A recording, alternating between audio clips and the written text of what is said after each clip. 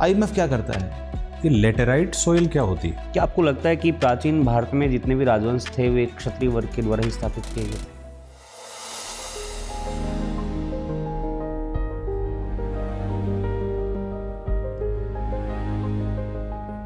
May I come in, sir? आइए बैठिए। Thank you, sir. Prakash ji आप सिलेक्टेड भी हैं? जी सर। अच्छा, वेरी गुड।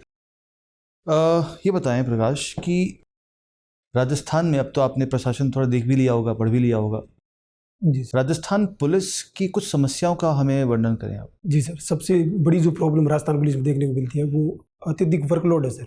उसकी वजह से उनके जो मेंटल प्रॉब्लम्स हैं वो भी दिखने को मिल रही है। जैसे अभी हाल ही में जो रिपोर्ट आई थी यूनाइटेड नेशन, ये तो खैर पुलिस को फेवर करते हुए हो गई। जनता को लेकर, जनता की समस्याओं को लेकर पुलिस की समस्याएं क्या क्या हैं? जी सर, एक तो वर्कलोड ज़्यादा है और जो स्टाफ की कमी है, ह्यूमन रिसोर्स की बहुत ज़्यादा कमी दिखती है, जिसकी वजह से जो पब्लिक ग्रीवेंसेज है उनको टाइमली सॉर्ट आउट नहीं किया जा रहा है। और दूसरा सर, जो पुलिस है वो टेक्नोलॉजी के मामले में उतनी बेटर तरीके से काम नहीं कर पा रही है। ऐसा क्यों? क्योंकि रिसोर्सेज की बहुत ज़्यादा कमी है और गवर्नमेंट जो फंड्स हैं उनकी भी बहुत ज़्यादा कमी दिखती है। लोकल थानों के अंदर भी सर जो पुलिस है उनके पास रिम बाइंडर तक खरीदने के पैसे, ऐसी समस्याएं देखने को मिलती है पुलिस के अंदर कि उनके पास रिम बाइंडर तक के पैसे गवर्नमेंट रिसोर्स अवेलेबल नहीं हो पाते, तो उनकी वजह से। क्या ये कारण हो सकता है कि पुलिस में काफ़ी करप्शन है? जी सर, करप्शन आई थिंक हर डिपार्टमेंट के अंदर थोड़ा बहुत देखने को मिलता है और डेवलपिंग कंट्रीज़ के अंदर ये ट्रेंड्स काफ़ी देखने को मिलते हैं। ऐसा क्यों? क्योंकि सर डेवलपिंग कंट्रीज़ के अंदर जो एस्पिरेशंस होती है पब्लिक की वो बहुत ज़्यादा होती है और वो मीट नहीं कर पाती जो उनके फ्यूचर टारगेट्स हैं उनके साथ। और जो एजुकेशन है उसके अंदर बहुत बड़ी लेग देखने को मिलता है, जिसकी वजह से अवेयरनेस की कमी है, ई गवर्नेंस की कमी है, टेक्निकल जो सपोर्ट है उसकी कमी है, और टेक्नोलॉजी के अंदर ये देश काफ़ी पिछड़े हुए होते हैं, इसलिए करप्शन। ये बताएं कि मान लीजिए आपको बताना हो कि पुलिस रिफॉर्म्स में 2-3 बिंदु दें आप, तो क्या होंगे वो ठोस बिंदु? जी, सबसे बड़ा है सर, ह्यूमन रिसोर्स को बढ़ाया जाना चाहिए। जो पुलिस की भर्तियाँ हैं उनको रेगुलर किया जाना चाहिए, जिसकी वजह से रिसोर्स बढ़े। दूसरा सर, जो उनकी मेंटल प्रॉब्लम्स हैं उनको दूर करने के लिए जो काउंसलर्स हैं उनको नियुक्ति की जानी चाहिए, और जो पब्लिक फंड्स हैं उनको गवर्नमेंट को मुझे लगता है ज़्यादा ध्यान देना चाहिए पुलिस को बढ़ाने के लिए। तालिबान जो है अफगानिस्तान में, जी, तो भारत और तालिबान के रिलेशंस को आप कैसे देखते हैं शॉर्ट में? बिल्कुल जी सर, जब तालिबान सत्ता में आया था 2020 के अंदर दोबारा से, तब अब तक हमारी गवर्नमेंट ने उनको मान्यता नहीं दी है गवर्नमेंट्स को, लेकिन बैकडोर की तरफ से हम कोशिश कर रहे हैं कि तालिबान के साथ हमारे रिश्ते हैं वो सुधरे, क्योंकि ये क्या हम बैकडोर कर रहे हैं या हम फॉर्मल आ चुके हैं, मतलब फ्रंट डोर पे आ चुके हैं? सॉरी सर, इसके बारे में मुझे जानकारी। क्या आपको पता है कि अभी विदेश मंत्री भारत आए थे अफगानिस्तान के? जी ये पता है सर। पता है आपको? जी। तो बैकडोर कैसे रह गया? ये तो फ्रंट डोर आ गया। सर, मान्यता नहीं देना मुझे लगता है अभी तक बैकडोर है, क्योंकि तालिबान गवर्नमेंट को हमने मान्यता नहीं दिया, और इसके अलावा जो कतर में रिपोर्ट हमारी जो विदेश सचिव है उनकी भी मीटिंग्स हुई है। आज के दिन राष्ट्रपति पुतिन भारत आने वाले हैं। जी, तो ऐसे 2-3 मुद्दे बताएं जिसको लेकर इंडिया और रशिया आज बहुत ही क्लोज कोऑपरेशन करेंगे। जी सर, सबसे मेन जो 1 मिलियन इंडियंस हैं उनको रोजगार देने के लिए रशिया के अंदर एक मोबिलिटी पैक्ट साइन किया जा सकता है, इसकी आशंका जताई जा रही है। रूस में किन क्षेत्रों में हम काम कर सकते हैं? रूस में सर जेम्स एंड ज्वेलरी के सेक्टर में हम काम कर सकते हैं, क्योंकि हम दुबई के थ्रू अपना जो बिजनेस है, जैसे राजस्थान से भी जो बिजनेस होता है वो दुबई के थ्रू करते हैं अभी, और हमारा सीधा कॉन्टेक्ट उससे नहीं है। इसके अलावा चेन्नई के जो पोर्ट्स हैं उनसे हम व्लादिवोस्तोक पोर्ट्स हैं उन तक हम कनेक्टिविटी को सीधा बढ़ा सकते हैं, जिसकी वजह से जो हमारे ऑयल डिपेंडेंसी है उसको बहुत जल्दी वहाँ से प्राप्त किया जा सकता है। इसके अलावा वर्कर्स के अलावा इसके अलावा जो सांस्कृतिक क्षेत्रों में हम बढ़ा सकते हैं, क्योंकि जो हमारी कल्चर्स काफ़ी एक दूसरे को मीट करती है। जैसे हमारी बॉलीवुड मूवीज़ को वहाँ पर बहुत ज़्यादा पसंद किया जाता है, उनको हम वहाँ पर और ज़्यादा बढ़ा सकते हैं। ये बताएं कि अभी आईएमएफ ने जी भारतीय सांख्यिकी के मुद्दों पर एक रेटिंग दी है, पढ़ा आपने इसके बारे में? जी नहीं पढ़ा, जानकारी नहीं है। आईएमएफ क्या करता है? सर, ये इंटरनेशनल मॉनेटरी फंड है जो उन कंट्रीज को लोन देने का काम करता है जिनमें ऋण की सुविधाएं उतनी तरह अवेलेबल नहीं है। वर्ल्ड बैंक भी ऋण देता है जी, इसके भी ऋण आते हैं, दोनों में मेन डिफरेंस क्या है? सॉरी सर, इसकी जानकारी मुझे नहीं। आइडिया नहीं आपको? ठीक है सर। प्रकाश, चूरू से हैं आप? जी। शेखावाटी में आता है चूरू? जी। कौन कौन से जिले आते हैं शेखावाटी में? चूरू, सीकर और झुंझुनू मेनली। कोई मुख्य समस्याएं इस क्षेत्र की? जी सर। जिनको आप हल करना चाहेंगे? जी सर, सबसे बड़ी समस्या है जो वाटर स्कार्सिटी की है सर। इसके अलावा प्रवासन की एक बहुत बड़ी समस्या है। इसके अलावा जो टूरिज्म है उसको पूरी तरीके से प्रमोट नहीं किया गया अब तक, वो किया जा सकता है। और जो हमारे इंडिकेटर्स हैं एजुकेशन के अंदर चूरू के काफ़ी पिछड़े हुए हैं, उनको बढ़ाया जा सकता है। और जो बेरोजगारी की दर है वो भी बहुत ज़्यादा है। आपने कहा टूरिज्म को प्रमोट नहीं किया गया शेखावाटी में, जी सर, या केवल चूरू की बात कर रहे हैं आप? हिंदी में शेखावाटी की भी कर रहा हूँ सर। टूरिज्म में शेखावाटी में क्या आप जानते हैं कौन कौन से टूरिज्म प्लेस हैं? टूरिस्ट प्लेस हैं कौन कौन से हैं? सर ताल छापर अभ्यारण्य है सबसे बड़ा चूरू के अंदर। सबसे अरे चूरू नहीं, शेखावाटी की बात कर रहे हैं। शेखावाटी में सर ताल छापर अभ्यारण्य जो चूरू के अंदर आता है। झुंझुनू के अंदर सर बहुत सारी हवेलियाँ हैं जो भित्ति चित्रों के लिए प्रसिद्ध है, जैसे झुंझुनवाला हवेली है, सेठिया की हवेली है, टिबरेवाला की हवेली है, डालमिया हवेली है और बागड़ा हवेली है। सीकर में?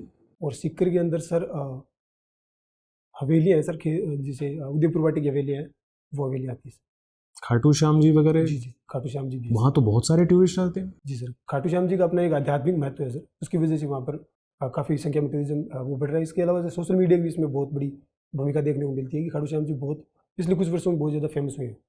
अच्छा, ये लेटेराइट सोइल क्या होती है? ये सर लाल मिट्टी होती है जिसमें लेटराइट सोइल सर, सॉरी लाल मिट्टी नहीं होती। इसके अंदर सर कॉफ़ी और इन सब की खेती की जाती है और ये ईंट की तरह कलर दिखाती है। निक्षालन के बारे में सुना है, क्या होता है? जी सर, पढ़ा है पर अभी मैं रिकॉल नहीं कर पाऊँ। अच्छा, ये बताइए रामसर सम्मेलन किससे संबंधित था? ये सर 1971 में ईरान के रामसर शहर में हुआ था। इसके अंदर जो कन्वेंशन है, इस कन्वेंशन के अंदर वो जो हमारे पक्षी जो आते हैं इन क्षेत्रों के अंदर, आर्द्र भूमि के अंदर, उनका संरक्षण किया जाता है। आर्द्र भूमि यानी कुछ दलदल जल भराव वाले क्षेत्र? जी सर, ये जैसे सांबर है। अगर पंजाब में या फिर राजस्थान में भी किसी जगह, जैसा कि पश्चिम बंगाल में तो होता ही है, चावल की खेती होती है, क्या चावल का खेत एक आर्द्र भूमि में गिना जाएगा? सर इसकी जानकारी। अच्छा, जानकारी नहीं है आपको। ये बताइए, ये पृथ्वी का जो गुरुत्वाकर्षण है जी, वो और चुंबकत्व, ये दोनों भिन्न भिन्न चीजें हैं या एक समान है? सर भिन्न चीज़ें। कैसे? इसकी जानकारी मुझे नहीं है सर, पर ये भिन्न चीज़ें मैंने अलग अलग पढ़ी हैं। अच्छा, अलग अलग से पढ़ी है। चुंबकत्व अलग होता है और गुरुत्वाकर्षण अलग है। जी सर, जहाँ तक मैं समझ पा रहा हूँ। अच्छा, कौन कौन से ऐसे प्राकृतिक आपदाएं हो सकती हैं जिन पे हमें कृषि बीमा मिल सकता है? जी सर, बाढ़ पे मिल सकती है। इसके अलावा जो ओश होती है, अगर वो चक्रवात इसका झंझावत का रूप ले ले, जिसकी वजह से फसल पकने के बाद में अगर नष्ट हो जाती है तो उसमें मिल सकती है। और बादल फटने पे मिल सकती है। क्या किसान इसका लाभ उठा पा रहे हैं और क्या वास्तव में मिलती है? क्या आपने कुछ उदाहरण देखे हैं आपके निकटवर्ती क्षेत्रों में कि किसानों ने इसका लाभ उठाया हो? बिल्कुल, देखिए सर, कौन सी आपदा को लेकर? प्रधानमंत्री कृषि सिंचाई योजना के अंतर्गत जो बीमा दिया जाता है, क्लेम दिया जाता है, वो इसमें देखने को हमारे क्षेत्र में भी मिले हैं, जिसमें जो फसल पकने के बाद में अगर बर्बाद हो जाती है तब देखने को मिले। अच्छा, ठीक है, धन्यवाद सर। प्रकाश जी, आप चूरू से हैं? जी सर। आपने ग्रेजुएशन किया है और सब्जेक्ट क्या रहे आपके ग्रेजुएशन के दौरान? पॉलिटिकल साइंस, हिस्ट्री और इंग्लिश लिटरेचर। क्या लगता है कि आपको हड़प्पा सभ्यता जो थी उसमें शासक वर्ग जो था उसकी क्या भूमिका थी? सर सामान्यतः ये माना जाता है थ्योरीज के अंदर कि वहाँ पर पुरोहित वर्ग का शासन रहा होगा, और इसके कोई ठोस प्रमाण अब तक नहीं मिले। हाँ, हालांकि एक पुरोहित राजा की मूर्ति मिलती है जिसकी वजह से ये सब माना जाता है कि वहाँ पर ऐसा कोई शासन रहा होगा। कहाँ से मिली मूर्ति पुरोहित राजा की? मोहनजोदड़ो से मिली है सर, जिसमें शेलखड़ी की पत्थर की बनी हुई है पुरोहित राजा की मूर्ति, जिसमें उन्होंने तत्कालीन समय की कोई राजस्थान की साइट भी है? जी सर, कालीबंगा है जो प्री हड़प्पन और हड़प्पन दोनों तरह की साइट मानी जाती है। अच्छा, और क्या विशेष बात कालीबंगा की? कालीबंगा सर एक तो जो 2 स्तरों के अंदर इसकी खुदाई हुई है, जिसमें प्री हड़प्पन है वो 1 से 3 स्तर और चौथा और 5वां बाद की हड़प्पन स्तर है। इसके अलावा जूते हुए खेत के साक्ष्य मिलते हैं। इसके अलावा सर जो और बाजरा है उनके वहाँ पर साक्ष्य मिलते हैं। अच्छा अच्छा, क्या आपको लगता है कि प्राचीन भारत में जितने भी राजवंश थे वे क्षत्रिय वर्ग के द्वारा ही स्थापित किए गए थे? नहीं सर, ऐसा नहीं है, क्योंकि मौर्यंस के बारे में ऐसा माना जाता है, जैसे रोमिला थापर जैसे जो इतिहासकार है वो मानते हैं कि ये वैश्य थे, और काफ़ी सारी हिस्टोरियन इनको क्षत्रिय मानते हैं। वैश्य थे। इसके अलावा सर जो वेनसांग इंडिया आए थे उन्होंने काफ़ी डिस्क्रिप्शन दिए हैं, जैसे जो मालवा के अंदर उन्होंने माना है कि शूद्रों का शासन था, और सर साउथ के अंदर उन्होंने चोल साम्राज्य या पांड्य राज्य, मुझे एग्जैक्टली नहीं पता। ठीक है ठीक है। क्या लगता है कि आपको राजस्थान में सुशासन की संकल्पना को स्थापित करने हेतु भ्रष्टाचार निरोधक ब्यूरो किस प्रकार कार्य कर रहा है? जी सर, भ्रष्टाचार निरोधक ब्यूरो ने हाल ही में काफ़ी कार्रवाई की है, और अकाउंटेबिलिटी, रिस्पॉन्सिबिलिटी, ट्रांसपेरेंसी, इन सबको मेंटेन करने के लिए मुझे लगता है कि सही ढंग से वो काम कर रहे हैं। और कुछ प्रयास किया जा सकता है? आपका कोई सुझाव? जी सर, हेल्पलाइन नंबर जो है उसकी पूरी तरीके से जागरूकता अभी भी जनता के अंदर नहीं दिखाई देती है। उसको बढ़ाया जा सकता है। इसके अलावा सर जो एक मेन डर है पब्लिक के अंदर कि अगर हम शिकायत करेंगे तो हो सकता है हमारी गोपनीयता भंग हो जाए, तो उसको लेकर इंश्योर किया जा सकता है ECB के द्वारा कि ऐसा कुछ नहीं होगा। राजस्थान में भी हाल ही में ऊर्जा नवीनीकरण और ऊर्जा सुरक्षा हेतु कोई कदम उठाया गया? जी सर, सोलर प्लांट्स को काफ़ी मान्यता, काफ़ी गवर्नमेंट है वो एफर्ट्स डाल रही है, जैसे पश्चिमी राजस्थान के अंदर। इसके अलावा कुछ इसके अलावा सर योजनाओं को, बैटरी ऊर्जा भंडारण के क्षेत्र में कुछ प्रयास हुआ है? सॉरी सर, इसके बारे में मुझे जानकारी नहीं है। आप वेब सीरीज देखना पसंद करते हैं, किस प्रकार की वेब सीरीज आप देखना पसंद करते सर हैं? थ्रिलर है, साइंस बेस्ड है, कॉमेडी है, इस टाइप की। अच्छा, तो एक तो वेब सीरीज होता है और एक मूवी होता है, क्या अंतर होता है इसमें? वेब सीरीज सर एपिसोड्स के अंदर बंटी होती है, जिसमें काफ़ी एपिसोड्स हो सकते हैं, जैसे 7 या 8, मेनली 8 तक रखते हैं। इसके अलावा जो लेंथ होती है वो मूवी की कम होती है और वेब सीरीज़ की बहुत ज़्यादा भी हो सकती है। इसके अलावा सर मूवी है उसको जो सेंसरशिप है मूवी के ऊपर वो बहुत ज़्यादा होती है, जबकि वेब सीरीज़ में सेंसरशिप है वो कम होती है। हाल ही में कोई आई ऐसी वेब सीरीज जो सामाजिक स्तर के ऊपर कोई मुद्दा जिसमें उठाया गया हो? पंचायत वेब सीरीज सर हाल ही में आई थी, जिसके 3 सीजन आ चुके हैं। उन्होंने पंचायत की जो भूमिकाएं हैं, ग्राम पंचायत की, इसके अलावा सचिव की क्या भूमिका होती है, सरपंच की क्या भूमिका होती है, इसके ऊपर काफ़ी ध्यान केंद्रित किया है। जैसा कि आपने पंचायत की चर्चा की, आपने वहाँ पर देखा होगा कि जो प्रधान है वहाँ पर प्रधान महिला हैं एक्चुअल में, लेकिन उनके पति ही कार्य कर रहे हैं। क्या राजस्थान में भी ऐसी अभी स्थितियाँ आपको देखने को मिलती हैं? जी सर, सरपंच पति की उदाहरण देखने को मिलती है। मेनली जो पिछड़े हुए इलाके हैं, जो एजुकेशन के अंदर पिछड़ चुके हैं, उनमें ये देखने को मिल सकती है। पॉलिटिकली इतने ज़्यादा वो एक्टिवेटेड अगर नहीं है तो वहाँ पे देखने को, लेकिन ये बहुत कम अभी हो रहा है सर वर्तमान में। ठीक है, आपने हवेलियों की चर्चा की सर से वार्ता के दौरान। भित्ति चित्रांकन यहाँ पर किया गया है, जी जी। क्या होता है भित्ति चित्रांकन? इसके में सर जो मेनली नेचुरल कलर्स होते हैं भित्ति चित्रों के अंदर, जो इन हवेलियों में किए गए हैं, उनमें नेचुरल कलर्स का उपयोग किया जाता है, जिसमें फ्रेस्को और टेम्पेरा पद्धति का उपयोग किया जाता है, जिसमें चूने के द्वारा दीवारों को पोतकर फिर उनके ऊपर कलर किया जाता है। एक होता है फ्रेस्को सेको और एक होता है फ्रेस्को बुनो, क्या अंतर है इनमें? इनमें अंतर सॉरी सर मुझे नहीं पता है। ठीक है प्रकाश, जी सर। प्रशासन में एक आयाम है, एक वैल्यू है अनामता, एनोनिमिटी। जी सर। आजकल हम देखते हैं कि हर किसी प्रशासक को रील बनाने का एक शौक हो गया है। जी सर। तो ये बताएं कि जो ये रील बनाने का कल्चर प्रशासन में आ गया है कि हर व्यक्ति, अधिकारी दफ्तर में घुसते समय, निकलते समय, कार्यस्थल पर जाते समय रील बनाते हैं, उसको पब्लिश करते हैं, इससे प्रशासन की कार्यशैली या जो कुशलता है वो प्रभावित कैसे हो रही है? जी सर, इसको लेकर एक तो गवर्नमेंट है भारत में, सर भारत सरकार ने इसको कोई रूल्स नहीं बनाए, इसलिए रील बना सकते हैं। पर अगर व्यक्तिगत जीवन में बनाते हैं तो ये सही है, लेकिन अगर इससे गवर्नमेंट्स के वर्क पर अगर प्रभाव पड़ रहा है तो वो गलत है। तो कैसे, क्या दिक्कतें आ रही हैं, ये जानना चाह रहा हूँ मैं। दिक्कतें सर, एक तो शो ऑफ करने की जो टेंडेंसी है वो एडमिनिस्ट्रेशन के अंदर बढ़ रही है। ठीक है। इसमें हमने काफ़ी सारे एडमिनिस्ट्रेशन को देखा है कि वो जब कोई कार्रवाई करते हैं तब उसका भी वीडियो रील्स बनाकर अपलोड करते हैं, जिसकी वजह से जो सामने वाला पर्सन है, पब्लिक है, उनकी भी जो गोपनीयता है वो भंग होती है। तो ये एक बड़ा मुद्दा देखने को मिलता है। इसके अलावा सर जो पॉलिटिकली जो एक्टिवेटेड लोग लीडर्स हैं, उन लीडर्स को भी काफ़ी बार अभी हाल ही में हमने ऐसे वीडियोस देखे जिनमें लीडर्स के सामने भी एडमिनिस्ट्रेशन वाले हैं वो बोल देते हैं, फिर उनके भी मुद्दे बनाकर उनको तो बंद कर देना चाहिए, बैन लगा देना चाहिए इसके ऊपर। सर पूरी तरीके से तो बैन नहीं लगा सकते, क्योंकि सर उनका भी अधिकार है सूचना का और अन्य अधिकार है उनके व्यक्तिगत। सिविल सेवा में एंटर करते ही क्या एक सिविल सेवक के मौलिक अधिकार बाकी लोगों से समान रहते हैं या अलग रहते हो जाते हैं? मौलिक अधिकार सेम रहते हैं सर। सब कुछ सेम रहेगा? Right to privacy, right to speech, सब कुछ सेम रहेगा? नहीं, राइट टू स्पीच सर जो आचार संहिता है, कंडक्ट रूल्स हैं, उनके हिसाब से होनी चाहिए। आचार संहिता एक अलग चीज़ है, मतलब कोड ऑफ कंडक्ट। फिर भी इन जनरल जो आपने कहा भी कि उनका अधिकार है, तो क्या उनका अधिकार आम जनता के अधिकारों से बिल्कुल बराबर है या उनको थोड़ा सा हम हल्का कर सकते हैं? वो कम है सर। तो क्या उसके तहत उनके इस रील कल्चर को हम बंद कर सकते हैं? कर सकते हैं सर, अगर गवर्नमेंट इसको लेकर मुझे लगता है विस्तृत पॉलिसी बनाए जिसमें सभी आयामों को कैप्चर किया जाए, तब इसके ऊपर किया जा सकता है सर। पिछले कुछ महीनों में जेनजी प्रोटेस्ट काफ़ी देखने को मिला है। जी मान लीजिए आप भारत में एक जेनजी को रिप्रेजेंट करते हैं जी। अगर आपको प्रोटेस्ट करना हुआ तो भारत में किस मुद्दे को लेकर प्रोटेस्ट करेंगे आप? जी सर, एक तो करप्शन के ऊपर प्रोटेस्ट किया जा सकता है। हालांकि जो गवर्नमेंट है वो इसको लेकर काफ़ी एफर्ट्स कर रही है, इसको लेकर मास लेवल पे तो नहीं किया जा सकता, पर फिर भी जो जैसे हमारे जो NGOs एक करप्शन है, दूसरा पॉइंट। तो ये मानते हैं कि भारत में करप्शन तो है कि आप जेनजी होकर प्रोटेस्ट करेंगे उसके खिलाफ? जी जी मान। और दूसरा मुद्दा क्या होगा?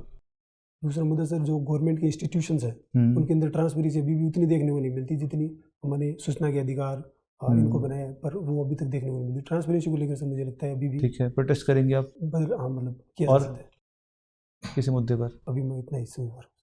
क्या जो अभी सर चल रहा है पूरे देश में इलेक्शन को लेकर, जिसमें इंटेंसिव रिवीजन कर रहे हैं हम, जी तो ये कितना सही लगता है आपको? क्या इससे ये खतरा जो था कि जेन्युइन लोगों के वोट नाम से कट जाएंगे, क्या इससे आप सहमत हैं या नहीं है? नहीं सर, मैं इससे सहमत नहीं हूँ, क्योंकि ये एक कॉन्स्टिट्यूशनल प्रक्रिया है। आर्टिकल 324 के अंदर इसका नियम है। इसके अलावा लोक प्रतिनिधित्व अधिनियम की धारा 21 भी इसका देखते हैं। विपक्ष इसका विरोध क्यों कर रहा है फिर? विपक्ष का ऐसा मानना है कि इससे एक तो जो वोटर्स हैं वो जो सत्ता पक्ष है वो हो सकता है कि उन वोटर्स को हटा दे जो उनको ट्रेडिशनली उनके वोट बैंक नहीं माने जाते हैं। ठीक है, तो ये उनके लिए एक बड़ा चिंता का विषय है। कोई और कारण इसका? एक सर जो कुछ पीटी हैं जो बाहर से आए थे उनके नाम जुड़े हुए हैं। इसके अलावा सर जो काफ़ी 2002 और 2004 के बीच की जो SIR थी उसके अंदर काफ़ी लोग हैं ऐसे हैं जो जिनका नाम नहीं है, लेकिन बाद में जैसे आज पश्चिम बंगाल का मुती समुदाय है उसके नाम उसमें काफ़ी संख्या में देखने को नहीं मिलती। इसके लिए वजह से क्या राजस्थान में रोहिंग्यास हैं क्या बहुत सारे? कभी सुना आपने इसके बारे में? नहीं सर, सुना नहीं है नहीं? इसके बारे में मुझे जानकारी नहीं सर। ठीक है प्रकाश, ठीक है प्रकाश, आपका इंटरव्यू समाप्त होता है, आप बाहर वेट करें, आपको हम बुलाते हैं। Thank you sir. मैं कमिंग सर? आइए,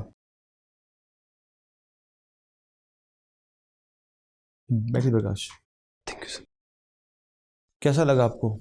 आपका फीडबैक क्या है? ठीक था सर, पर अभी भी मैंने इतनी पढ़ाई अभी सर की नहीं है। बीच में मैं गाँव चला गया था, इसलिए मुझे लगता है कि काफ़ी सारे सब्जेक्ट्स मुझे वापस रिवीजन कर लेने चाहिए।